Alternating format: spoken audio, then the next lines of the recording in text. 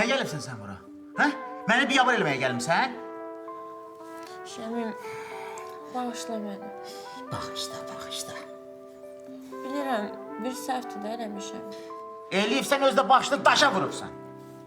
Heç olmasa bətnimdəki uşağımıza görə məni bağışla. Nə? Nə uşağız? Bizim uşağımız. Nə bizim uşağımız? Nə danışırsan sən? Hə biz nə vaxt bu sübət elədik, nə biz ağzına gələn danışırsan sən? Uşaq.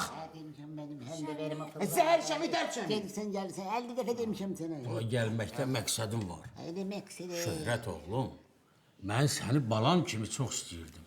Amma sən gəldin mənim otağıma, məni təhqir elədin, başımdan parikimi çıxartdın, mənə qoca geydirdin. Bilmirəm sən bunu hardan bilirsən, amma üzəramızda qalsın ha. Bir daş altda, bir daş üstə.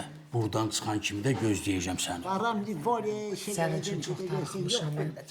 İnanırsan, qayınlarımla danışmışam. Allah razıdırlar. Hə, yes. İnşallah buradan çıxan kimi kəbinimizi kəs. Nə çıxan kimi? Sən heç bilirsən mən hələ nə qədər buradayam? Bugün başa düşdün, bu gecə mən bu şey gözməyə də səbrim sadım yaxdı. Məndə biyin üçüncü, o boyda, Əl-Qaida təşkilatçısız, o nə bomba deyəm, düzəltmisən sən. Bombaya ne olup ki? Canmazlar o başına dəysin o bomba, elə bomba olar. Sən öl, buradan çıxandan sonra o Eyfel zadı partladan döyüləm. Çıxan kimi özümə bir dənə təzə təşkilat yaradıram,